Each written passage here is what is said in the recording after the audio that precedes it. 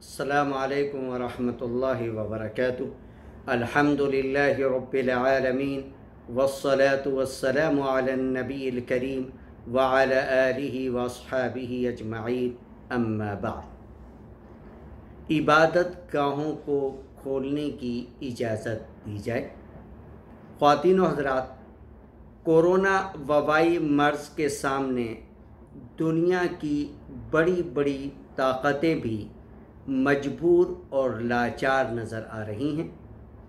طبی ماہرین کے مطابق قدیم زمانے سے اس بیماری کے ہونے کے باوجود اس بیماری کا اب تک کوئی علاج دستیاب نہیں ہے، اور اس بیماری سے بچنے کے لیے کوئی ویکسین یا دوا کا ایجاد جلدی ممکن نہیں ہے۔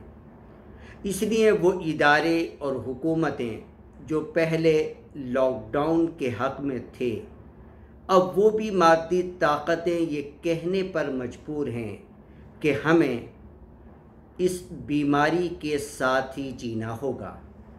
چنانچہ اس مرض میں مبتلا افراد اور مرنے والوں کی تعداد میں بڑی تعداد میں اضافہ ہونے کے باوجود اب وہی ادارے اور حکومتیں شراب کی دکانیں، داخلی پروازیں، ریل گاڑیاں، بسیں، حتیٰ کہ بازاروں کو کھولنے کے اعلانات کر رہے ہیں۔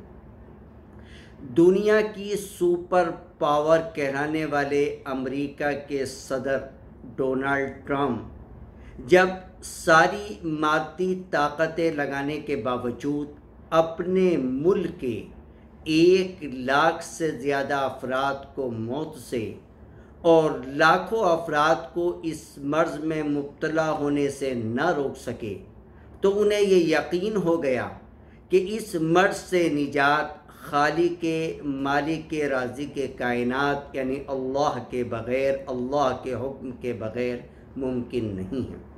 اس لیے انہوں نے چند روز قبل بشمول مساجد تمام عبادت گاہوں کو کھولنے کی نہ صرف اجازت دی، بلکہ اپنے گورنروں کو عبادت گاہیں کھولنے کے لیے سخت ہدایات جاری کی۔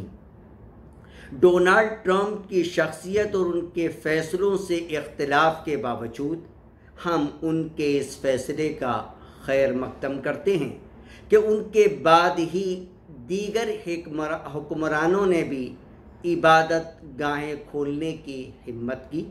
چنانچہ سعودی عرب نے بھی اعلان کیا ہے کہ 31 مئی سے کچھ شرائط کے ساتھ مساجد کھولی جا رہی ہیں، اور اب ہندوستان میں بھی عبادت گاہوں کو کھولنے کی بات شروع ہو گئی ہے۔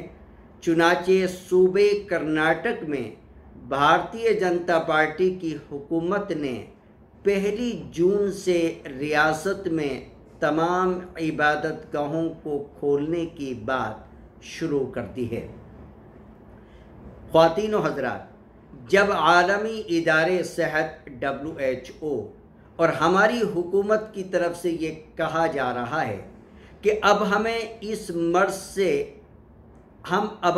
مرض کے ساتھ ہی دنیا میں رہنا ہے، لاک ڈاؤن اس مرض سے بچنے کا واحد راستہ نہیں ہے، اور لاک ڈاؤن کی وجہ سے دیگر بے شمار مسائل بھی سامنے آ رہے ہیں۔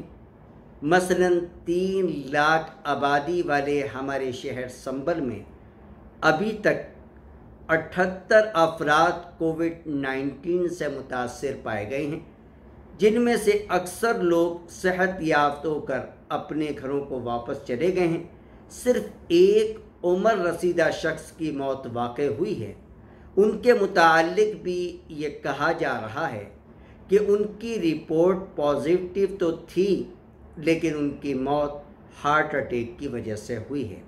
مگر شہر کی پوری آبادی اس لاک ڈاؤن کی وجہ سے پریشانی میں مبتلا ہے۔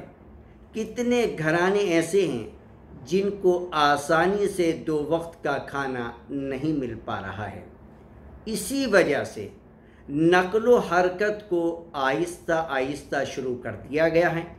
ہم بھی مرکزی حکومت اور تمام ریاستی حکومتوں سے درخواست کرتے ہیں، اپیل کرتے ہیں کہ عبادت گاہوں کو شرائط کے ساتھ کھولنے کی اجازت دی جائے۔